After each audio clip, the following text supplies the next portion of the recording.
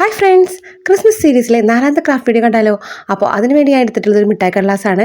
ഇതിൻ്റെ short video ഞാൻ മുമ്പേ അപ്ലോഡ് ചെയ്തിട്ടുണ്ടായിരുന്നു. അപ്പോൾ കുറച്ചും കൂടി ഡീറ്റെയിൽ ആയിട്ട് നിങ്ങൾക്ക് പറഞ്ഞുതരാമെന്ന് വിചാരിച്ചിട്ടോ. അപ്പോൾ ഇതിലൊരു 3 മെത്തേഡ് ഞാൻ യൂസ് ചെയ്യുന്നുണ്ട്.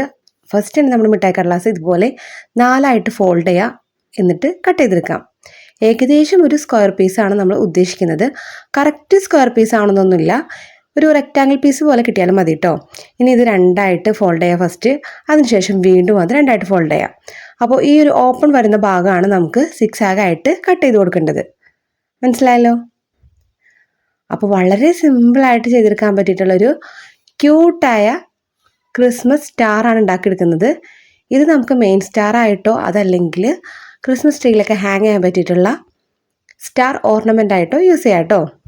ഇനി ഇത് ഓപ്പൺ ചെയ്യുന്ന ടൈമിൽ ഇതേ 2 അറ്റവും 6 ആയിട്ടുള്ളൊരു പാറ്റേൺ കിട്ടുന്നതായിരിക്കും. ഇനി ഉള്ളിൽ വരുന്ന ഭാഗം ഇതുപോലെ വീണ്ടും 6 ആയിട്ട് ഫോൾഡ് ചെയ്ത് കൊടുക്കാം. അപ്പോൾ ശ്രദ്ധിക്കേണ്ട ഒരു കാര്യം, ആ ഒരു കളർഫുൾ വരുന്ന ഭാഗമാണ് ഉള്ളിലേക്ക് ഫസ്റ്റ് ഫോൾഡ് ചെയ്യേണ്ടത്. എന്നിട്ട് ഇതുപോലെ വീണ്ടും 2ആയിട്ട് ഫോൾഡ് ചെയ്ത് വയ്ക്കാം. അപ്പോൾ ഒരു പെറ്റലിൻ്റെ ഷേപ്പാണ് നമുക്ക് കിട്ടുന്നത്. ഓക്കെ, ഇനി ഈ ഒരു രീതിയിൽ തന്നെ ബാക്കി 3 സ്ക്വയേഴ്സും കട്ട് ചെയ്ത് ഫോൾഡ് ചെയ്തെടുക്കാം. അപ്പോൾ കുട്ടികൾക്കൊക്കെ വളരെ സിമ്പിളായിട്ട് ചെയ്ത് നോക്കാൻ പറ്റിയിട്ടുള്ളൊരു അടിപൊളി ക്രാഫ്റ്റാണ്. അപ്പോൾ എല്ലാവരും ഒന്ന് ട്രൈ ചെയ്ത് നോക്കുക. ഇതുപോലത്തെ ഒത്തിരി ക്രിസ്മസ് ക്രാഫ്റ്റ് ഐഡിയാസ് നമ്മുടെ ചാനലിൽ ഷെയർ ചെയ്തിട്ടുണ്ട്. അതും കൂടെ ഒന്ന് എല്ലാവരും കണ്ടു നോക്കിയിട്ട് നമ്മുടെ ചാനലൊന്ന് സബ്സ്ക്രൈബ് ചെയ്ത് സപ്പോർട്ട് ചെയ്യാൻ മറക്കരുത്. ഇതേ മെത്തേഡിൽ ബാക്കി 3 സ്ക്വയേഴ്സും ചെയ്യാം. അപ്പോൾ 4 പെറ്റൽസാണ് നമുക്കിവിടെ കിട്ടിയിട്ടുള്ളത്. ഇനി ഈ ഒരു 4 പെറ്റൽസും ജോയിൻ ചെയ്ത് കൊടുക്കണം. ജോയിൻ ചെയ്ത് കൊടുക്കാൻ വേണ്ടിയിട്ട് ഞാൻ 3 മെത്തേഡ്സാണ് യൂസ് ചെയ്യുന്നത്. ഫസ്റ്റ് മെത്തേഡിൽ സൂചി നൂല് യൂസ് ചെയ്തിട്ട് ഇതുപോലെ ഒന്ന് കോർത്തെടുക്കുകയാണ്. അതിനായിട്ട് ഫസ്റ്റ് പെറ്റൽ ഇതുപോലെ കൂട്ടിപ്പിടിച്ച് ആ ഒരു അറ്റ ഭാഗത്ത് സൂചി കയറ്റി കൊടുക്കാം കേട്ടോ. അപ്പോൾ താഴെ കെട്ടിട്ടിട്ടാണ് ചെയ്യുന്നത്. വീണ്ടും ഒന്നുകൂടി ഒന്ന് ആ ഒരു സൂചി കയറ്റി കൊടുക്കുക.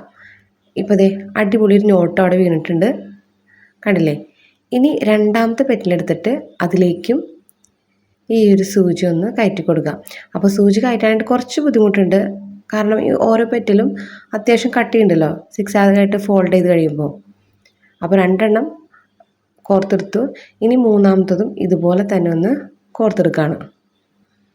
ഫൈനലി 4ാമത്തെ പെറ്റലും ഇതുപോലെ തന്നെ നമുക്കൊന്ന് കോർത്തെടുക്കാം. ഇനി 4ാമത്തെ പെറ്റലിൽ നിന്ന് ഫസ്റ്റത്തെ പെറ്റലിലേക്ക് വീണ്ടും ഇതൊന്ന് കോർത്തെടുക്കാം കേട്ടോ. എന്നാലാണല്ലോ ആ ഒരു റൗണ്ട് ഷേപ്പ് നമുക്ക് കറക്റ്റായിട്ട് കിട്ടുള്ളൂ. ഇനി ആ ഒരു ത്രെഡ് നല്ല രീതിയിലൊന്ന് വലിച്ച് ടൈറ്റ് ചെയ്ത് കൊടുക്കുക. അപ്പോൾ ഇതുപോലെ കറക്റ്റ് റൗണ്ട് ഷേപ്പിൽ നമുക്ക് നമ്മുടെ സ്റ്റാർ ഇവിടെ കിട്ടിയിട്ടുണ്ട്. ഓക്കെ, ഇനി താഴെ ഭാഗത്തു നിന്നും മുകളിലേക്ക് സൂചി ഇതുപോലെ ഒന്ന് കുത്തിയെടുക്കുക. എന്നിട്ട് അതിലൂടെ ഒരു ഹാഫ് ബീഡ് ഇതുപോലെ ഒന്ന് സ്റ്റിച്ച് ചെയ്ത് കൊടുക്കാം കേട്ടോ. എന്നിട്ട് വീണ്ടും ഈ ഒരു സൂചി താഴേക്ക് തന്നെ കുത്തിയിറക്കിയിട്ട് ആ ഒരു ഭാഗത്ത് നമുക്ക് കെട്ടിട്ട് കൊടുക്കാം.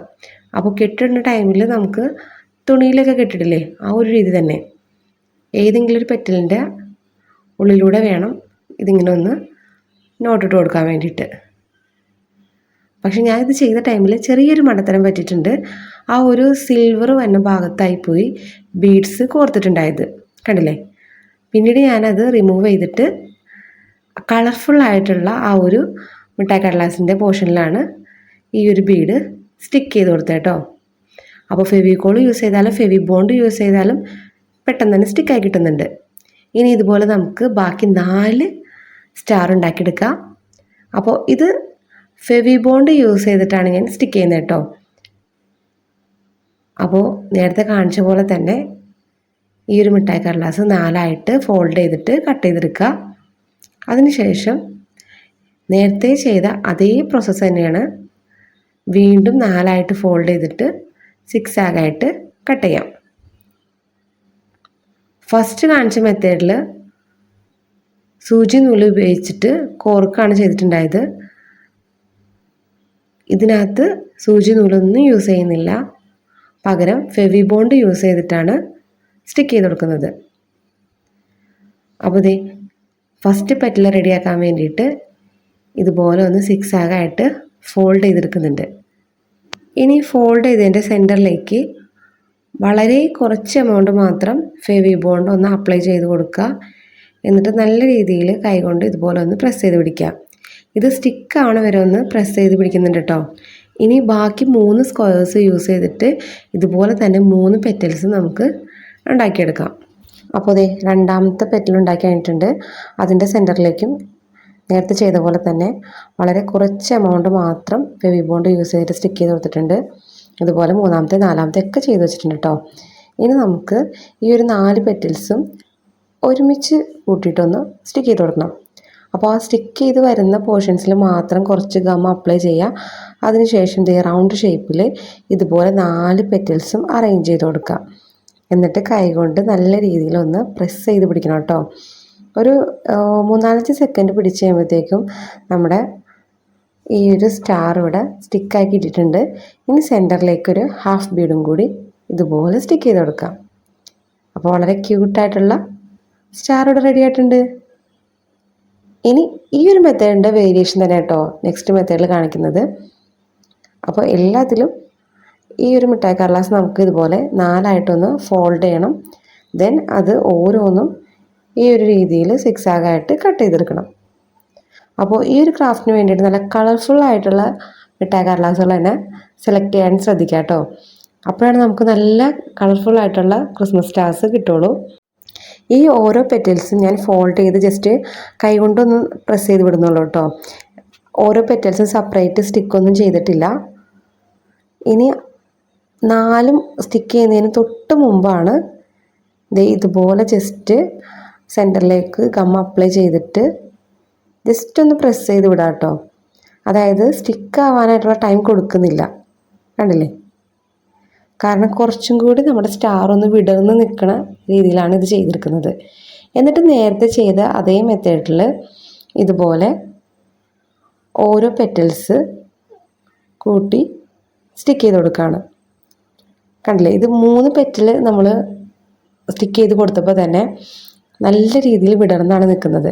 അപ്പോൾ 4ാമത്തെ പെറ്റലും കൂടി നമ്മൾ സ്റ്റിക്ക് ചെയ്യുന്ന ടൈമിൽ നല്ല അടിപൊളിയായിട്ട് നല്ല വിരിഞ്ഞ് നിൽക്കുന്ന സ്റ്റാർ നമുക്ക് കിട്ടുന്നതായിരിക്കും.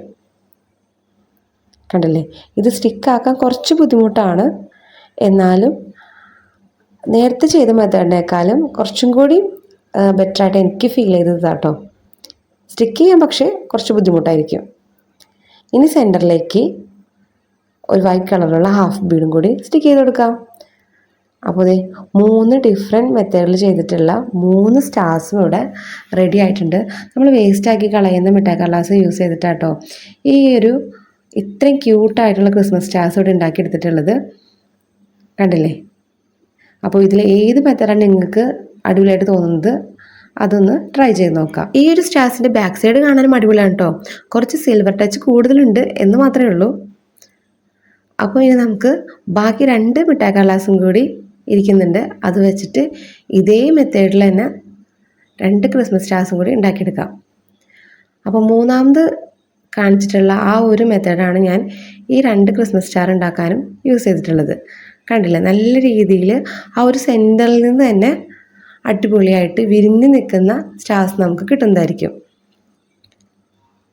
ഗ്ലൂ ഗൺ യൂസ് ചെയ്യുകയാണെങ്കിൽ കുറച്ചും കൂടി നമുക്ക് സ്റ്റിക്ക് ചെയ്യാനായിട്ട് എളുപ്പമായിരിക്കും കേട്ടോ. അപ്പോൾ കുട്ടികളാരും മിഠായി കഴിച്ചിട്ട് ഇനി മിഠായി കടലാസ് ഒന്നും വെറുതെ വേസ്റ്റായി കളയണ്ട. ഇതുപോലുള്ള ഐറ്റംസൊക്കെ ഒന്ന് ഉണ്ടാക്കി നോക്കാം. അപ്പോൾ നമ്മുടെ സ്ക്രീൻ ടൈം നമുക്ക് ഒരുപാട് ഒഴിവാക്കാൻ പറ്റും. നല്ലൊരു ഐഡിയ ആണിത്. അപ്പോൾ എല്ലാവരും മാക്സിമം നിങ്ങളുടെ ഫാമിലിക്കും ഫ്രണ്ട്സിനെയൊക്കെ ഒന്ന് ഷെയർ ചെയ്ത് കൊടുക്കുക. പിന്നെ ഇഷ്ടപ്പെടുകയാണെങ്കിൽ തീർച്ചയായിട്ടും ലൈക്ക് ചെയ്യാനും കമൻറ്റ് ചെയ്യാനും മറക്കരുത്. അതുപോലെ തന്നെ നമ്മുടെ ചാനൽ സബ്സ്ക്രൈബ് ചെയ്യാതെ കാണുന്ന ഒത്തിരി കൂട്ടുകാരുണ്ട്.